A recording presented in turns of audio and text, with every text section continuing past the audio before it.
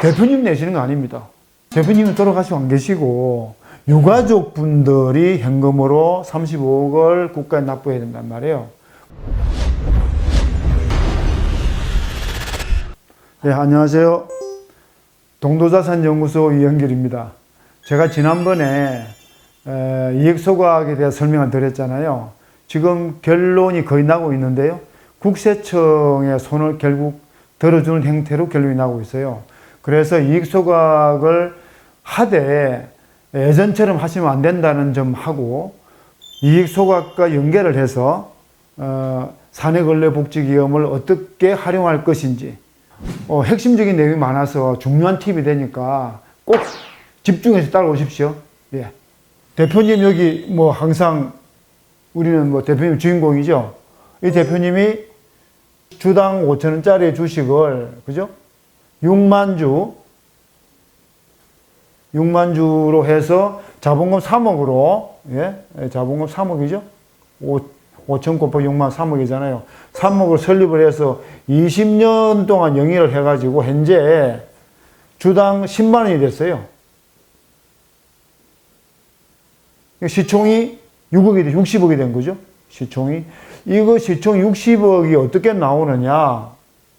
상속정여세법의 시행령에 보면 비상장 주식 가치평가라고 있어요.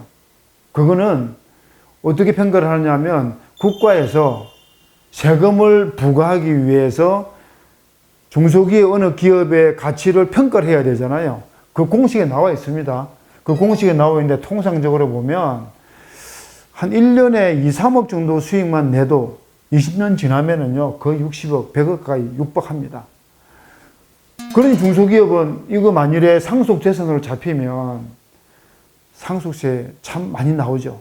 한번 간단히 계산해 볼까요? 이 대표님이 주식을 100% 다 가지고 가정을 할게요. 10억이죠. 대표님 아파트 한 채 가지고 계시고, 또 상가 한 개 갖고 계시고, 조그만한 거, 또 오피스텔도 하나 갖고 계실 거 아니에요. 통상적으로. 이렇게 하면 이게 한 30억 나간다고 볼 수 있단 말이에요. 그러면 60 더하기 30이면 총 90억이죠. 그죠? 90억인데 대표님의 배우자가 있고 자녀가 둘이 있다 가정을 하면 배우자가 있으면 배우자가 최대 30억까지 옆으로 공제를 받을 수가 있는 게 있습니다. 그런데 그거는 배우자가 또 돌아가시면 2차 상속이 이루어지잖아요. 그럼 그때 또 세금 완전 폭탄 맞아요. 그러니까 일단 배우자 특별 공제를 빼놓고 우선 90억에서 배우자와 자녀가 있으니까 일괄 공제 10억만 공제를 해볼게요. 그러면 일괄 공제 10억을 빼면 80억이죠. 80억은 30억을 넘어가니까 상속세 곱하기 0.5, 50%란 말이에요. 여기서 누진공제. 누진공제는 1억 이하는 10%고, 그죠? 5억 이하는 20%고, 이렇게 올라왔기 때문에 그 80억 0.5를 다 곱할 수는 없는 거잖아요. 그죠? 그래서 여기에 빼기를 4.6억을 빼줍니다. 계산하면 얼마입니까? 40에서 4.6을 빼면 35.4, 35억 4천만 원의 세금을 내셔야 돼요. 대표님 내시는 거 아닙니다. 대표님은 돌아가시고 안 계시고 유가족 분들이 현금으로 35억을 국가에 납부해야 된단 말이에요. 그러니까 이렇게 해두고 가실 수는 없는 거죠. 대비를 하셔야 됩니다. 그죠? 그래서 그럼 어떻게 해야 되느냐? 이렇게 보죠. 이 90억 중에 줄일 수 있는 거를 상속재산을 줄이는 거죠. 어떻게 줄입니까? 예를 들자면 과감하게 대표님이 갖고 있는 주식 100% 중에 그죠? 30%면은 3, 6, 18, 18억 상당이죠. 18억. 이거를 그냥 무상 출연을 하는 겁니다. 어디에 해요? 흑기사라고 부를게요. 사내근로복지기금에 무상 출연하는 겁니다. 사건복에다가. 예. 무상 출연을 하는 거예요. 그러면 사건복은 정유세 비과세 대상이거든요. 그래서 정유세도 없이 60%를 30%를 가져오게 됩니다. 그러면 대표님은 재산이 30억이 빠졌으니까 60억이 아니라 18억을 빼면 42억이잖아요. 그죠? 그거 계산해 볼까요? 42억 주식 플러스 상가 오피스텔 30억 더하면 72억이죠. 72억인데 72억에서 일괄공제 10억 뺍니다. 그럼 62억 곱하기 0.5 마이너스 4.6 하면 얼마인가요? 31억이니까 26.4가 나오죠. 26억 4천만 원이 됩니다. 30분 18억을 사건보기 무상 정리를 했더니, 그죠? 세금이 상속세에서 세금이 얼마 차이 납니까? 9억이 차이 납니다. 그죠? 9억. 그러면 30분 18억을 손해봤다고 생각을 하시는데, 뒤집어 놓고 한번 생각을 해보죠. 대표님 계시는데, 이러한 회사가 하나가 있어요. 이 회사의 모든 경영권과 영업 비밀이란다든지 그런 경영 노하우를 이 대표가 다 가지고 있는데, 그 회사가 평가를 하니까 60억이 나왔어요. 세금을 내기 위해서. 거기에 30% 18억을 대표님께서 이거 30% 주식을 받고 18억에 사시겠어요? 이 18억이 세금을 내기 위한 거 계산할 때는 이 30%도 대표님이 갖고 계실 때, 그죠? 경영권을 갖고 있을 때 평가한 거잖아요. 근데 지금 30% 떼서 이렇게 넘길 때는 이 30%는 경영권이 없단 말이에요. 그 18억으로 볼 수가 없는 거죠. 사실은 제가 보기엔 한 4, 5억 정도? 시장에 내놓으면 경영권 있는 30%를 누가 이 18억을 다 주고 삽니까? 안 산단 말이에요. 그 생각을 바꾸셔야 돼요. 그렇다 보면은 이게 30%를 넘겼는데 상속세에서 9억이나 득을 봤으니까 사실 이미 여기에서 이게 30% 18억이 아니라 한 5억 정도로 계산하면은 4억을 득 보신 거고, 이걸 9억이라고 계산해도 같은 결과가 나온다는 거죠. 손해가 아니라는 거죠. 그죠? 이걸 머리에 두고 계셔야 됩니다. 제일 중요한 건 이 30%가 경영권과 분리가 되면 18억으로 평가는 그렇게 되지만 실제로 그렇게 가치가 안 나간다는 거죠. 자, 그래서 이 개념을 알고 있는 상태에서 전에 이익 소각 했잖아요. 그거 한번 볼게요. 대표님이 있고, 여기 배우자가 있습니다. 그죠? 예. 배우자가 있고, 여기 법인이 있죠. 그죠? 대표님 주식 10%를 6억 원어치를 6억 지금 6천만 원입니다. 그죠? 6천만 원. 왜냐? 대표가 배우자한테 정리할 때는 주당 10만 원이잖아요. 그래서 배우자한테 정리를 하니까 배우자끼리는 기초공제 6억까지는 이제 정유세를 안 낸단 말이에요. 그러니까 정유세 제로. 정유세가 제로. 6억에 받아서 배우자가 법인에게 또 6억이 넘깁니다. 그죠? 6억이 넘기니까 양도를 했지만 양도 차익이 제로. 그죠? 역시 제로입니다. 그래서 법인에서는 다시 배우자에게 대가로 6억을 지급했고, 6억을 대표한테 6억을 주고, 그리고 대표는 그 6억을 다시 법인의 가지금 상환을 한 거란 말이에요. 그죠? 자, 이 경우는 전형적인 이익소각으로서 국세청에서 전부 부인합니다. 이거 걸리면 정말 골치 아픕니다. 그럼 왜 그럼 골치가 아프냐? 이렇게 돼서 대표가 6억을 가지금 상환한 경우는 국세기본법 실질과 14조 실질과세에 의해서 배우자가 중간에 개입된 걸 전부 다 무시합니다. 쉽게 말해서 대표가 직접 주식을 일로 양도했다고 보는 거죠. 그럼 뭐 배우자에서 가나 일로 가나 차이가 나냐? 차이가 엄청나게 납니다. 보세요. 대표는 주식을 양도할 때 처음에 취득원가 얼마입니까? 배우자는 6억에 받아서 6억에 넣은 것이 양도 차익이 제로지만 대표는 주당 5천 원에 설립을 했잖아요. 이게 취득원가죠. 이게 10만 원이 넘어갔죠. 그러면 주당 9만 5천 원에 양도 차익이 생긴 거란 말이에요. 그죠? 전에 제가 설명드렸죠. 법인에서 자사주 매입을 했을 때 소각 목적으로 매입하는 것과 처분 또는 보유 목적으로 자사주를 매입하면은 소각한 경우에는 법인에게 매각한 주주, 배우자, 주주는 의제 배당 소득세를 내야 되고, 그죠? 처분한 경우에 양도소득세를 내야 된다 그랬죠? 이 주식을 소각한 경우에는 배당으로 의제한다는 게 소득세법 17조에 나와 있습니다. 예, 법률에 되어 있으니까요. 조세의 종목과 세율은 법률로 정한다. 헌법에 규정되어 있습니다. 조세법률주의니까요. 근데 여기는 아무 말이 없으니까 양도소득세 내는 거죠. 그래서 이게 대표님 같은 경우에는 주당 5,000원으로 계산, 9만 5천 원의 차액을 가지고 양도 차익을 계산하는데 배우자는 6억에서 6억을 넘게 계산하니까 제로가 된단 말이에요. 거기서 차이가 나는 데다가 의제 배당 소득세는요. 배당 소득세잖아요. 배당 소득세는 결국 종합 소득세 합산 대상이란 말이에요. 소득세는 아시죠? 사업소득, 근로소득, 이자소득, 배당소득, 그죠? 기타소득, 연금소득. 6개를 합쳐가지고 6%에서 45% 이게 소득액이 늘면 늘수록 45%까지 올라가는 거죠. 45%만 아니죠. 플러스 10, 여기에 10%, 4.5% 지방세 붙죠. 거기다가 건강보험료 붙잖아요. 건강보험료 6.86%인데 지금 6.99% 올랐습니다. 2022년도부터. 예. 이거 뭐 한 50, 한 5, 6% 나오죠. 그거 다 짊어져야 된단 말이에요.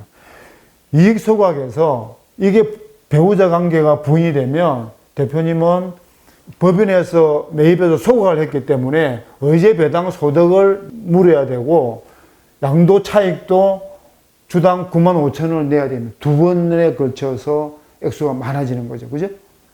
이 대표님 입장에서는 이러한 이익 소각에서 걸리면 정말 아작이 난다고 봐야 됩니다. 좀 발음, 단어 사용이 좀 그랬네요. 그죠? 그러면 대표님은 이러한 이익 소각, 여기에 이제 이러한 전형적인 이익 소각을 하다가 좀 머리가 좀 돌아간다고 한 분들이 옆에서 이야기를 해가지고 이런 경우가 있습니다. 배우자한테 먼저 돈을 6억을 빌립니다. 빌려놓고 그걸로 가지고 상환한 다음에 이러한 절차를 거쳐서 주식을 정리하고 법인으로부터 주식을 넘겨받아서 계산한 한 경우에도 마찬가지로 부인됩니다. 또 이런 경우 배우자가 6억을 법인으로부터 대가 6억을 받아가지고 아파트를 삽니다. 아파트를 샀는데 아파트를 사고 이 아파트를 담보로 대출해서 대표가 돈을 받아간 경우도 마찬가지 이익소가 부인되고 있으니까 그 부분도 주의해서 하셔야 돼요. 근데 결국은 이거 안 해야 되는 거죠. 안 해야 되는데 이거 잠깐 봅시다. 제가 전에 이익소가 설명을 드렸는데 질문이 들어왔어요. 아니 배우자가 주식을 남편한테 받아서 법인에 팔았으면 그만이지. 왜 법인이 소각하면 의제배당이 되고 법인이 처분하면 양도소득을 내야 돼. 이런 경우 어디 있느냐? 이게 말이 됩니까? 라고 문의가 왔습니다. 근데 말이 되죠. 왜 그러냐 하면 법인에서 자사주 취득을 할 때는요. 이게 자사주가 되는 거잖아요. 자사주 취득을 할 때는 자사주 취득을 공지를 하도록 되어 있어요. 뭘 공지를 하느냐? 자사주 취득의 첫 번째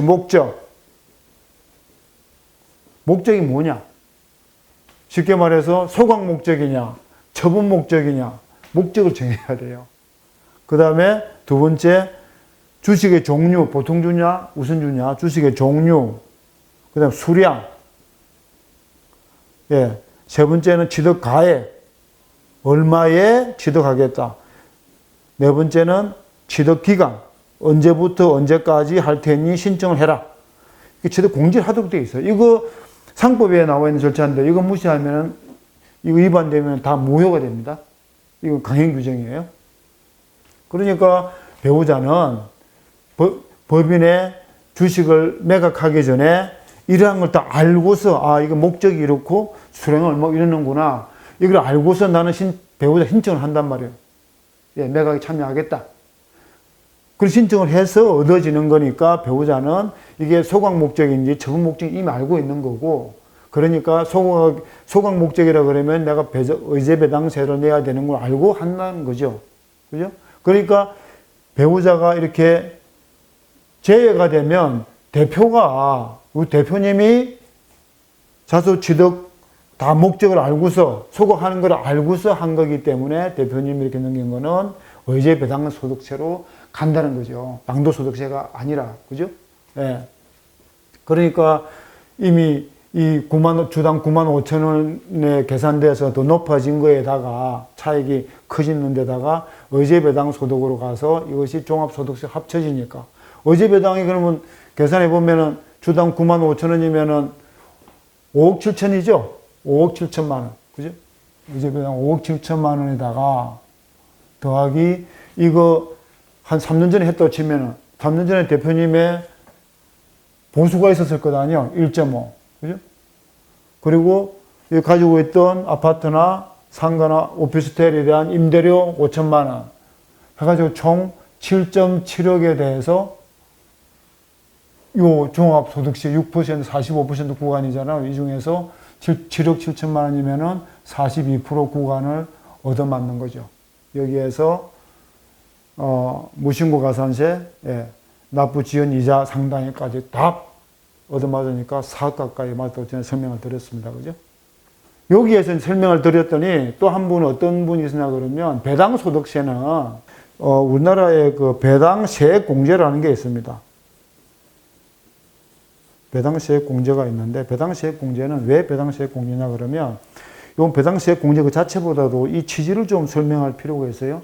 개인 사업자는요 6% 45% 내잖아요. 그죠? 근데 법인세도 법인이 소득세를 내는 거니까 법인인 경우에는 10%에서부터 그죠? 20%를 부담을 하고 있는데 전에 설명드렸죠. 그죠? 법인에 이렇게 작게 하는 이유는 법인에서 나온 세금을 적게 내고 나머지는 이익 잉여금으로 가지고 있다가 그죠? 잉여금을 가지고 있다가 또 다른 사업에 투자를 하라는 이야기죠. 투자를 하게 되면 비용 처리가 되니까 투자를 계속해서 하게 되면 세금이 차이 나는 20% 이상 차이 나는 거를 감해주겠다 이런 내용이 숨어 있는 거거든요. 예. 그래서 이제 법인에서 20% 먼저 세금을 내고 여기 잉여금에서 만일에 투자를 하면은 이게 비용 처리가 돼서 세금을 깎아준 게 정책적으로 이야기가 되는데 이거 투자를 하지 않고 배당을 해버리는 거예요. 주주한테. 배당을 하게 되면 투자를 안 하고 배당을 왔으니까 배당 소득세를 또 내야 된단 말이에요. 근데 이 배당 소득세도 마찬가지로 종합소득세 합산되거든요. 그러니까 배당 합산이 되니까 이 배당 소득세가 만일에 40%가 나왔다. 그죠? 그러면 주주 입장에서 보면 개인이 45%가 조금 많이 내는 건데 이 배당에서 40% 이상 나와버리면 20%까지 치면 60% 이상 나오게 되잖아요. 그래서 이러한 이 과세상의 불공평한 부분을 줄이고자 배당세 공제 제도를 만들었어요. 그때 무슨 이야기입니까? 이 배당세 공제는 반드시 법인세를 낸 경우에만 해당이 되는 거죠. 법인세를 내고 나머지 잉여금으로 남아있는 돈은 배당세 공제를 받을 수 있습니다. 이게 현재 배당세 공제율이 대략 한 11% 지금 보고 있습니다. 예를 들자면 이런 거죠. 배당세액이 배당 소득이 5천만 원이다. 그러면 여기에 곱하기 11%를 하면 550만 원이 나오잖아요. 이 550만 원을 5천만 원에 더해요. 그럼 5,550만 원이 되죠. 그로스업이라 그래요, 그거를. 5,550만 원을 소득으로 잡아서 계산한 다음에 소득세가 산출이 되면 거기에서 다시 550만 원을 빼주는 거예요. 그렇게 하면 좀 소득이 세금이 좀 줄어드는 거예요. 그 배당소득 공제를 하는데 의제 배당 이익 소각에서의 이 대표님이 얻어맞는 의제 배당에서는요 법인세 내지 않았잖아요. 여기에서 주식 팔아가지고서 받은 돈이지 법인세 낸 게 아니란 말. 즉 배당세 공제도 받을 수가 없습니다. 이익 소각에서는. 이래저래 이익소득 엄청나게 불리합니다. 하지 말자는 거죠. 했으면 안 된다고 처음부터 말씀을 드렸고 그러면 이거를 소각을 하지 않으면 의제 배당이 아니니까 종합소득세 합산도 안 될 것 아니에요. 그러니까 그렇게 하지 말고 이 처분으로 가자는 거죠. 처분으로 가도 대표님이 배우자 6억 원 현금 챙겼잖아요. 이걸 바로 가져오시는 말라 그랬죠. 차분히 대용하는 방법으로 하고, 법인이 법인에서 소각하지 말고 처분으로 자사주를 가지고 오는 거예요. 여기에서 그럼 법인을 계속 그럼 가지고 오면 있느냐? 법인에서 자사주를 가지고 있으면 자사주는 업무 무관 자산이에요. 그러면 국세청이 자꾸 들여다봐요. 이렇게. 이 회사는 왜 이렇게 많은 자사주를 가지고 있지? 의심을 하고 다 들여다본단 말이에요. 그러니까 업무 무관 자산이 있으면은 이거를 처분을 하긴 해야 돼요. 그럼 처분을 하려고 그러는데 이왕이면 이거를 가족한테, 그죠? 가족한테 주면 좋겠어요. 가족한테 주려고 하면 가족에 주더라도 가족이 정해서 내야 되잖아요. 아니면 사고든지 해야 되잖아요. 회사에서도 그냥 무조건 줄 수는 없죠. 뭐 대가를 받고 줘야 될 것 아니에요. 돈이 든다 돌고 세금이 들잖아요. 그럼 세금도 내지 않고, 그죠? 또 가족과 다름없는 컨트롤이 대표님이 마음대로 어느 정도 컨트롤할 수 있는 대상, 그런 인격체를 찾아야죠. 여기에 바로 우리가 그렇게 지금까지 이렇게 설명 많이 한 이유는 바로 사내 근로복지기금을 설립해야 하는 이유가 여기에 있습니다. 명분 정말 좋죠. 근로자들 복지를 위해서 법인이 가지고 있던 자사주를, 업무무관 자산을 무료로 준다는데 얼마나 좋습니까? 근데 그게 알고 보면 대표님이 30%를 사공복에 던져도 거의 본전이나 다름없잖아요. 본전이라면 훨씬 이익이죠. 근로자들한테 좋은 소리 듣는데. 그렇잖아요? 그래서 사내근로복지기금은요, 사내근로복지기금은 항상 이 대주주의 특수관계인입니다. 특수관계인이기 때문에 사내근로복지기금이 가지고 있는 주식과 대표님의 특수관계인 주식 합해서 50%가 넘어가면 가압상속도 다 같이 할 수 있습니다. 가압상속 공제도요. 그래서 이 사내근로복지기금을 활용을 해서 가압상속도 할 수가 있고 또 세금, 상속세를 절약할 수도 있는 방안이 나올 수 있다는 거죠. 오늘은 이제 이 대표님의 재산이나 상속재산이나 이런 것들이 이익 소각에 대해서 이런 것들이 결국 최종적으로 사내근로복지기금에서 일단 열매를 맺을 수 있다는 것까지 말씀을 드릴게요. 더 하면 머리가 아플 것 같아요. 그죠? 시간도 좀 되고 해서 사내근로복지기금을 활용을 해서 할 수 있는 게 거의 뭐 이야기는 좀 됐습니다만은 좀 더 사례를 가지고 설명은 다음 시간에 이어서 계속해 드리도록 하겠습니다. 여기까지 오늘 하고요. 좀 뭐 복잡한 것 같아도 이거 해놓으시면 큰 도움이 됩니다.